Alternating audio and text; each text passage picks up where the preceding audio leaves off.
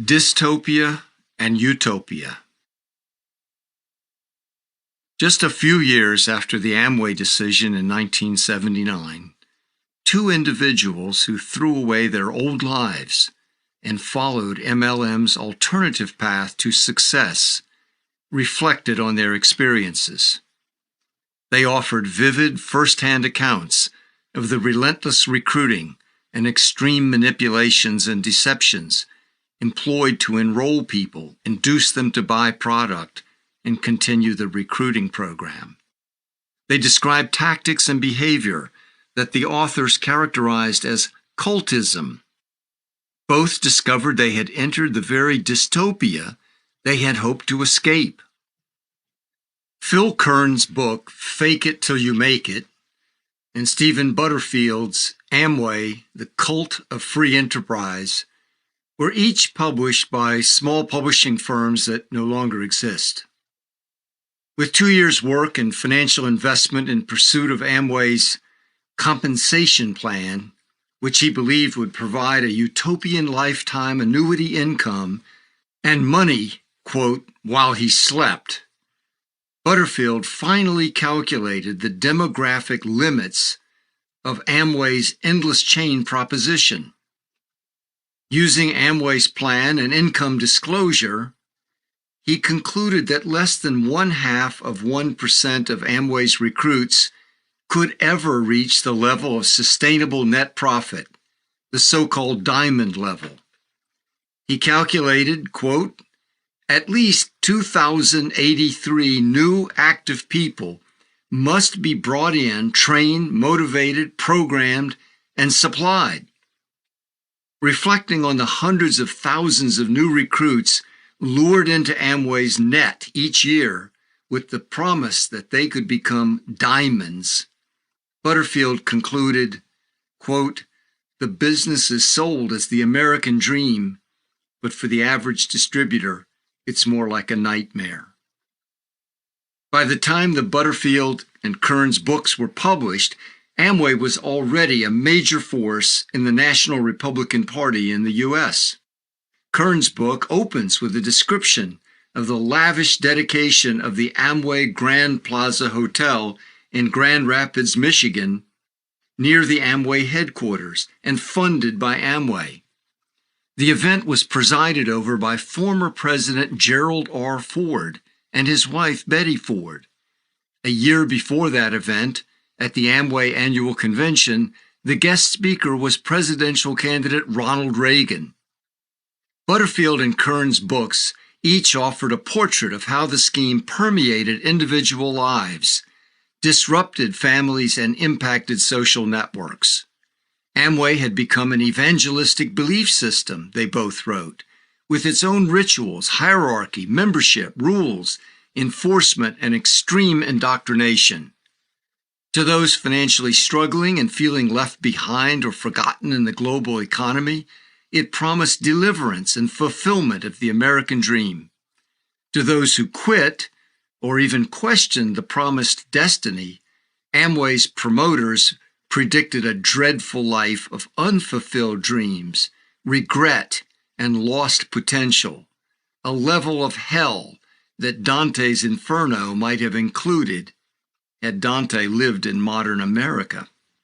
A decade and a half later, two more courageous individuals documented their own stories inside Amway, the prototype of all other MLMs, confirming and adding to the accounts of Butterfield and Kern's. Author and 10-year Amway participant Eric Scheibler believed Amway's dystopian view of America as a land of mediocrity for those who do not seize opportunity when it is presented to them, with Amway as the greatest of all, the, quote, opportunity of a lifetime. He dramatically quit his regular job, mockingly called in Amway's parlance, just over broke, and based his livelihood on Amway. Like virtually all others who made that decision, he piled up debt and faced bankruptcy. In an NBC Dateline expose of Amway, Scheibler confessed he was, quote, destitute. As he chronicled in his book, Merchants of Deception, he was a platform speaker at Amway recruiting events, and while falling behind in his home mortgage payments, he was hailed as a model of success in the Amway program and proof that, quote, anyone can do it. New recruits sought his autograph. Scheibler estimated he never made more than about $30,000 gross income from Amway. Writer Ruth Carter, literary pseudonym, also wrote a book about her long-term experience inside Amway. She described working for one of Amway's champions, a diamond near the peak of the Amway hierarchy, who was similarly promoted as a model for success and one of Amway's many millionaires.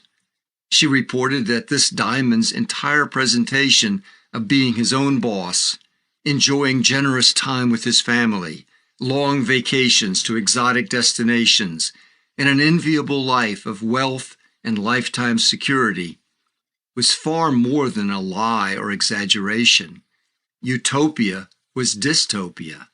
He was almost dead broke, owed back taxes, was drowning in credit card debt, and traveled constantly to stir up new recruits and rally the defectors who dropped out of the program in huge numbers. He had no equity and barely coped with family conflict caused by his long absences and constant financial pressures. The book-length accounts by Phil Kearns, Rob Steiler, Stephen Butterfield, Ruth Carter, and Eric Scheibler all revealed a lie so, quote, colossal, they could not have imagined it. Not only did the promised utopia not exist, but also the pursuit of it led to the hellish dystopia they believed they were fleeing. Amway and other MLMs convinced adherents that happiness and fulfillment were found only at the peak of an MLM endless chain, rather than in their own pursuits of happiness, shaped by their unique identities and founded on their personal values. In their journey to that discovery, they each uncovered another secret. Not only was the promised Amway income unachievable for the new recruits, the famous recruiters, proclaiming from the stage to have reached the utopia of, quote, unlimited income, did not gain whatever money they were supposed to receive from selling Amway goods or from persuading others to join and buy. In reality, the actual income source for the bragging and sanctimonious speakers at Amway's motivation rallies was the money the audience members paid to attend the events. Unsuspecting attendees were exhorted to, quote, never quit, believe, and buy the speaker's books and tapes. Scheibler, Carter, and Butterfield realized that not only was the MLM goal unreachable, but the tools sold to them were a hoax as well. There was no secret to success in MLM except to deceptively sell one.